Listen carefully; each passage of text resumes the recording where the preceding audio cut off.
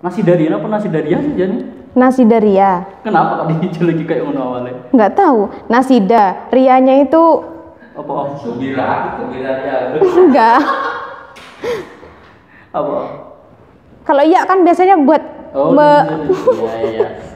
bangsa. Iya. Kang Bungso. Fungso nasib. Kang Bungso nasib. Awalnya kayak ngono. Iya. Wis lagi Gus. Sudah tadi. Sudah tadi. Sudah mulai dari tadi kok. Kameranya. Baik, assalamualaikum warahmatullahi wabarakatuh. Waalaikumsalam warahmatullahi wabarakatuh. Berjumpa lagi di acara kita yang akan mengupas secara dalam tentang semua hal yang ada di Ma'had. Nah, salah satunya sekarang kita sudah didampingi atau kedatangan tamu yang lama gak ke Ma'had, ya. Dengar-dengar udah nikah. Bersama Ning Rohmah. Oke. Saya nih ya. Alhamdulillah tambah sehat. Kangen nggak ke Ma'had? Banget. Baik, kita masih di acara Q&A. Kepoin yuk.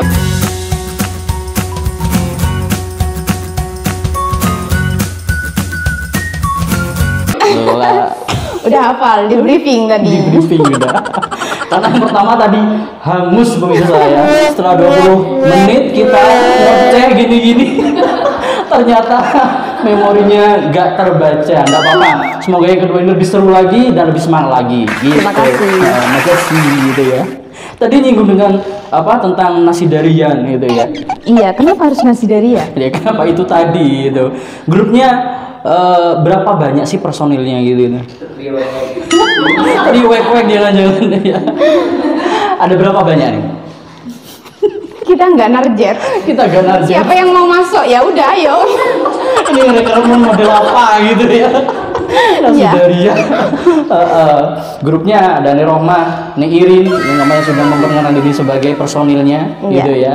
Nah, Irin bagian suling. Bagian sama bagian tes ini. Oh no. Iya. Aduh. Oke, semoga tetap eksis di dunia permusikan nasib di Indonesia. Oke. Baik, biar tahu lebih dalam tentang sosok yang satu ini narasumber kita. Ayo coba kenalkan dulu. Mungkin di luar sana ada yang belum kenal dengan Ning Rohmah dan kehidupannya bagaimana, termasuk lahir di mana. Iya, monggo dijelaskan. Iya, nama lengkap saya Rohmawati. Biasa dipanggil Rohmah, tapi nama sohib yang biasa panggil itu Romek. Ya, berarti kalau udah ada panggilan Romek itu udah paling sohib udah. Ya. Iya. Saya lahir di Lumajang tanggal 9 September 96. Udah berani dia mengungkapin sendiri gitu ya. Soalnya udah sold out. Oh iya, udah sold out. Saya pahami, bahasanya gitu ya sekarang. Saya udah sold out gitu. Saya maklumi kenapa kemarin Irin itu gak mau menyebutkan usianya. Iya. Ya, itu kayak gitu. Bisa dibaca sendiri. Iya nih Irin. Oke, jomblo fisabilillah tabarakallah subhanallah gitu ya. PPA. Terus apalagi yang kira-kira perlu dijelaskan dari seorang Ning Rohmah? Kayaknya sudah jelas deh. Sudah ya. Iya. Ya tadi itu sudah tercemar. Terkenal di kalangan pesantren, para santri maksud saya yang ada di Ma'had. Iya. Okay. Bagian anak. Bagian anak gitu. Oke, beliau ini partner saya di satu divisi ketika di Ma'had pertama akhir-akhir ini, yaitu di divisi kesantrian. Bagian belakang layar.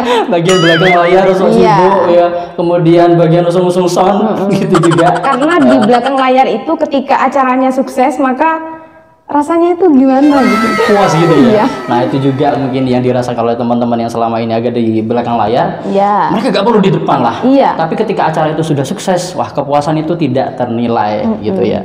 Saya juga gitu ketika saya mungkin bikin video atau foto gitu ya.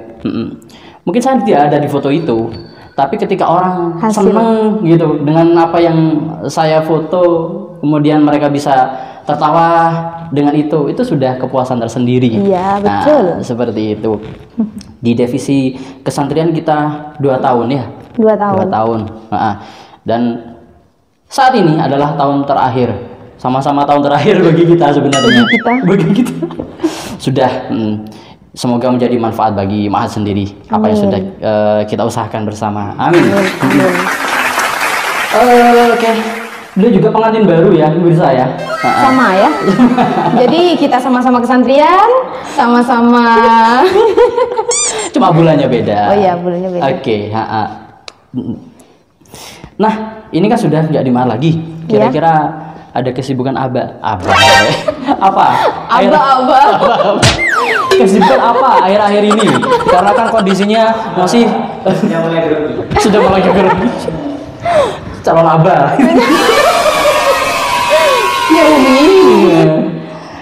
Kan kondisinya masih COVID seperti ini ya? Iya. Masih COVID. Itu kira-kira punya kesibukan apa selama ini? Kesibukannya makan, tidur, makan, tidur, makan lagi, tidur lagi gitu ya. Tapi kan kebiasaan di Ma'had masih berlangsung ya di rumah? Masih berlangsung. Iya, kemarin yang kan apa itu? Iya, macam-macam, banyak. Iya. Salah satunya senam. Senam pagi gitu ya. Iya. Mungkin bisa jadi kan sekarang senamnya sudah gak sendiri lagi. Kalau dulu kan senam sendiri di depan kamar gitu ya. Pengen tak rekam waktu itu ya apa? Kok tahu ya? Narasumber kan sudah banyak di luar. Iya, masih berlangsung nggak kira-kira kegiatan senam yang biasa dilakukan di Ma'had seperti itu? Atau sudah sekarang menjadi instruktur di daerahnya, di lingkungan rumahnya gitu ya? Saya sudah punya akun YouTube kok. Subhanallah gitu. Nanti bisa ditampilkan di sini. Iya. Iya.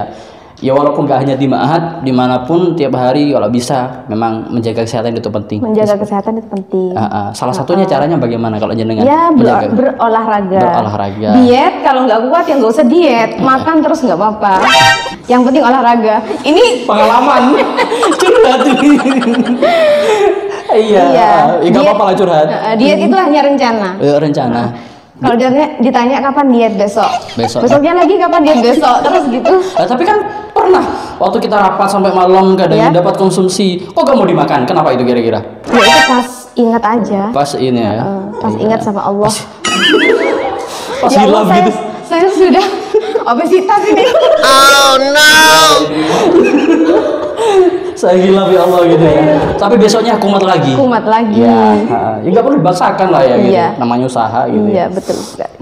Oke, kembali ke sahabat tadi. Deket banget gak dengan Neng Irin? Sahabat, akrab banget ya. Akrab banget. Kebiasaannya sama kira-kira? Kebiasaannya nggak sama, tapi akrab. Akrab banget gitu ya. Dari lahir udah bareng. Dari lahir udah bareng gitu. Lembaga juga bareng gitu ya. Cuma apa yang tadi gak bareng? Ya gak bareng dengan ini apa? Nikahnya juga. Nikahnya gak bareng. Oh no. Oke. Dia masih menunggu Pangeran Kodok.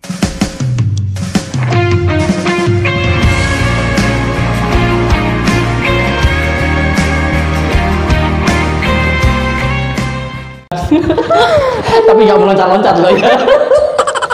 Oke, enggak apa-apa. Sabar nih Irin. Ya, semoga dipertemukan dengan jodoh yang abadi. Iya. Oke, sekolah. Kuliah masih berjalan gini? Masih berjalan, tapi ya online gitu. Online. Daring. Beliau adalah mahasiswa S2 di IAIN Jember ya. Jadi walaupun kondisi Covid seperti ini tetap berjalan perkuliahannya walaupun via sosial media. Iya. Kayak gitu. Tapi sudah liburan apa belum ini sekarang? Masih liburan. Masih liburan. Iya. Jadi liburannya juga online. Online. Kita lihat apa wisata-wisata itu online. Gitu ya. Karena kuliahnya juga online. Oh gitu ya. Iya. Bisa lihat wisata, hanya dilihat saja tapi gak dikunjungi. Iya, betul sekali. Tenang, kan sekarang sudah bisa kemana-mana. Traveling kemana-mana dengan sang suami. Selanjutnya beliau juga sosok Mogoniah ketika di kampus.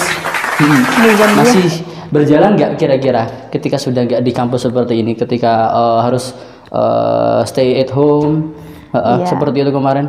Ya karena kondisinya masih seperti ini, jadi undangan-undangan yang udah masuk itu di-cancel semua ya. Oh no. Aduh. Iya. Tidak hanya undangan nyanyinya, ya, acaranya juga di cancel sebenarnya. Iya itu, doakan saja. Iya. Tapi apa namanya? Seperti apapun kehidupan dari Ustadzah Rohmah, ya, semoga menjadi inspirasi bagi yang lain nantinya. Amin Allahumma amin. Ya.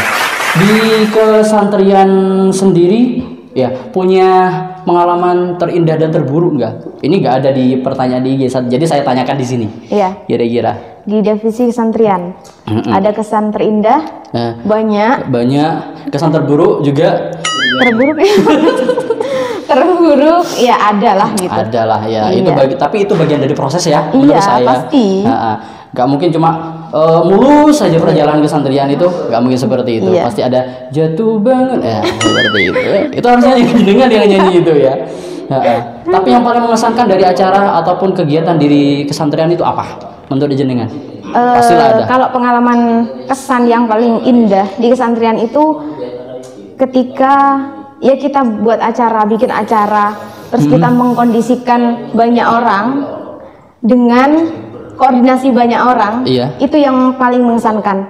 Kita harus komunikasi harus terus lancar, nggak boleh ada miskomunikasi, kurang apalah gitu. Terus lagi kalau di kesantrian itu kan ada bakat minat kayak gitu, dan itu tidak hanya berhubungan dengan mahasantri saja, tapi ada guru dari luar. Otomatis kita kan juga harus bagus komunikasi, gimana cara berkomunikasi dengan teman-teman yang di luar juga seperti itu. Jadi lebih ke apa ya, koordinasi. Sebenarnya semua berkesan kok ya. Iya. Kegiatan di Mahat itu semua berkesan. Tinggal bagaimana kita menyikapinya, seperti itu aja. Oke. Kemudian, nah ini terkait di Mahat kan mungkin menurut saya tinggal di Mahat itu sebuah pembelajaran ya. Tadi itu kalau dikatakan adalah Quran ilmu, itu tidak hanya bagi santri menurut saya, tapi juga bagi pengurus ya, dan bagi pimpinan-pimpinan yang lain. Nah, dengan jenengan mengampu di divisi kesantrian ataupun sebagai muallim di sini, kemudian menjadi pengurus juga, ada nggak hal yang bermanfaat selama ini yang ternyata itu juga bermanfaat untuk masyarakat di luar? Iya.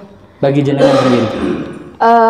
Hal yang bermanfaat di sini semuanya saya kira bermanfaat. Iya. Mulai dari kalau kita jadi musrifah ya, kita jadi musrifah itu harus ngopeni, harus telaten ke satu persatu santri. Jadi dari situ sudah ada pembelajaran, meskipun kita nggak dapat materi gitu ya, secara tidak langsung kita bagaimana kita menyikapi beberapa karakter yang berbeda-beda. Betul. 25 anak dipegang satu musrifah, gimana coba? Itu harus Banyak kuat-kuat mental kita ya. Seperti itu. Benar-benar. Naik lagi ke murabiah. Kita bagaimana kalau murabiah fokusnya di musrifah gitu kan? Benar. Gimana caranya kita mengatur musrifahnya, mengatur cara komunikasi dengan musrifah supaya baik di blognya sama santrinya seperti apa? Betul. Yaitu itu. Banyak sekali pembelajaran saya kira. Nah, dari yang berkembang di MA seperti itu, manfaatnya sangat banyak seperti itu. Sedangkan jenengan sekarang sudah terjun di masyarakat, kira-kira apa yang bisa diaplikasikan, apa yang ada di MA kemudian dimanfaatkan di luar sana? Ada nggak? Jenengan merasakan itu nggak sekarang? Kira-kira? Sangat merasakan. Sangat merasakan. Di lingkungan masyarakat ya pastinya ya. Salah satunya apa? Ini biar menjadi pembelajaran juga bagi teman-teman yang lain menurut saya. Salah satunya dalam menyikapi ya. Kalau saya kan masih baru-baru terjun di lapangan, maksudnya baru-baru keluar dari Mahat, dari dunia anak kecil. Saya rasa kalau masih di pendidikan itu masih kecil gitu. Iya, benar. Masih dini. Jadi kalau kita udah bermasyarakat itu harus kita harus sudah bisa dewasa. Jadi ketika di Mahat, apa manfaatnya? Yang dibawa ke masyarakat yaitu tadi kita bisa menyikapi ketika ada permasalahan. Ada permasalahan seperti ini, ya kita sikapi seperti ini. Iya, jadi di Mahat memang mengkonstruk mental juga ya, dan bagaimana mengolah atau mengorganisasikan masyarakat ketika mungkin kita memiliki wewenang tertentu, posisi tertentu di masyarakat. Ya, pastinya gitulah. Saya nggak pernah seudon kalau ya. Pasti orang yang pernah di ma'had, di pesantren manapun itu ketika sudah terjun di masyarakat pasti akan berguna, bermanfaat, betul. Seperti itu ya. Dan juga di ma'had kan bukan hanya kita berkomunikasi saja, tapi kita juga diajarkan berorganisasi. Betul. Tidak hanya ilmu saja ya, secara teori saja enggak, tapi juga aplikasinya juga. Iya. Benar. Jadi berorganisasi itu menurut saya ini yang saya dapat ya. Jangan pernah menuntut kebaikan, kesempurnaan pada seseorang atau pada suatu kelompok, tapi kita harus menjadi yang lebih baik di situ, menjadi pribadi yang lebih baik. Bisa sekali mas. Tadi yang part 1 nggak kayak gini. Kalau lebih baik berarti.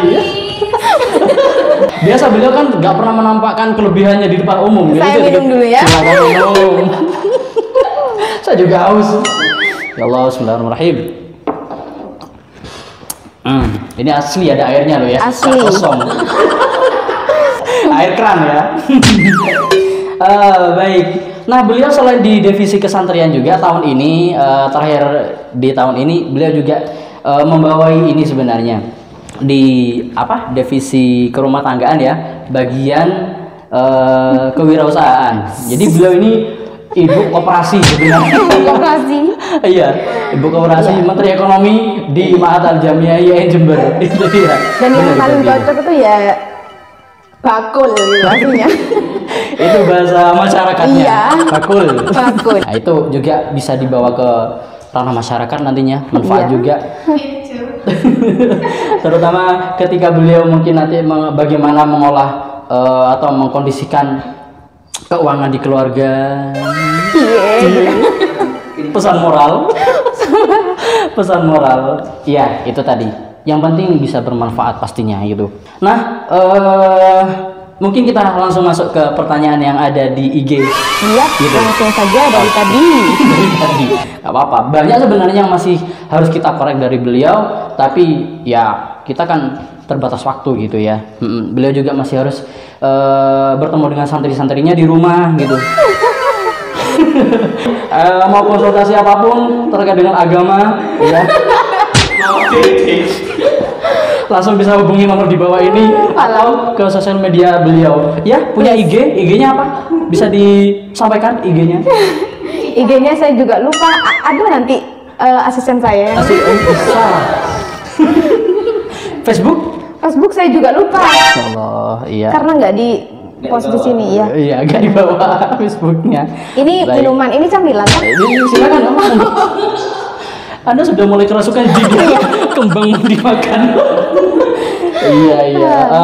Baik, kita langsung masuk pada pertanyaan yang sudah diajukan oleh teman-teman yang ada di Instagram Ma'had. Oke, ini beliau belum tahu sama sekali, jadi akan menjawab secara spontanitas begitu.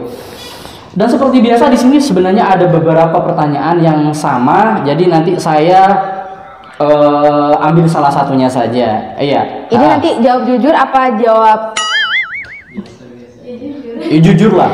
Kayak di itu loh, kayak di net itu loh. Jawab jujur. Nah, kita nggak punya kayak gitu, tapi jawab dengan apa adanya. Iya. Yang perlu dijawab ataupun yang perlu diungkapkan silakan diungkapkan. Tapi yang perlu menjadi privasi jenengan ya silakan dipendam sendiri, tidak apa-apa. Tapi untuk menghindari kesalahpahaman di antara kita dan di antara orang lain yang ada di luar sana, fans-fans jenengan, ya silakan jawab dengan jujur. Ya. Ini banyak jadi pengen muntah. Fansnya nasi dari tadi itu. Baik, yang pertama ya saya acain ya pertanyaannya ya. Oke, yang pertama dari Puspita. Dari Ayu. Al-Azam. Saya baca dari kemarin seperti itu, Puspita Al-Azam. Iya. Puspita Al-Azam. Kalau suara